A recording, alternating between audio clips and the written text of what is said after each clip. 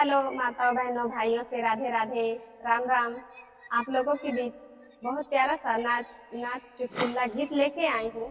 आप लोग सुनिएगा, लाइक सब्सक्राइब कमेंट में बताइएगा आप लोगों को ये गीत कैसा लगा। तो चलो आगे सुनाती हूँ आप लोगों को।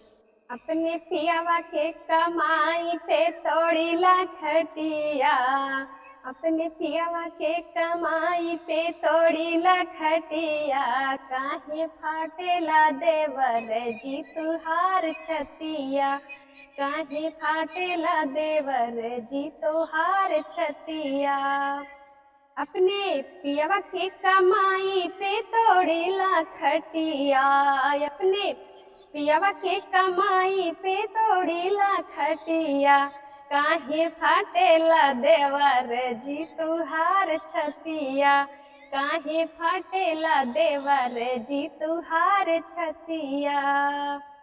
सासू जी जरी के हमार कवे करी है, सासू जी जरी के हमार कवे करी है, ऐसे घूमब जैसे बाजार हटिया, ऐसे घूमब जैसे बाजार हटिया, काहे फाटेला देवर जी तुहार छतिया, काहे फाटेला देवर जी तुहार छतिया।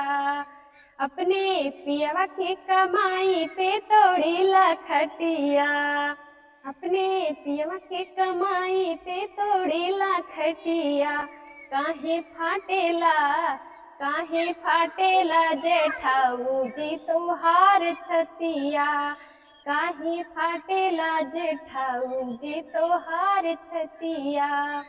जेठनी जी जरी सियाई है हमार कवे करी है, जेठनी रिसियाई है हमार कवे करी है, ऐसे घूम रहा बाजार हटिया, ऐसे सूती रहा बिछाई खटिया, ऐसे सूतल रहा बिछाई खटिया, काहे फाटेला जेठानी जी तुहार छतिया, काहे फाटेला जेठ जी तुहार छतिया। अपने पियवा के कमाई पे तोड़ीला खटिया, अपने पियवा के कमाई पे तोड़ीला खटिया, काहे फाटेला, काहे फाटेला पड़ोसी जी तुहार छतिया, काहे फाटेला पड़ोसी जी तुहार छतिया। पड़ोसन रिसियाई है हमार कवे करी है, पड़ोसन जी जरी है हमार कवे करी है, ऐसे ही घूमब जैसे बाजार हटिया, ऐसे घूमब जैसे बाजार हटिया, काहे फाटेला पड़ोसी जी तुहार छतिया, काहे फाटेला पड़ोसी जी तुहार छतिया।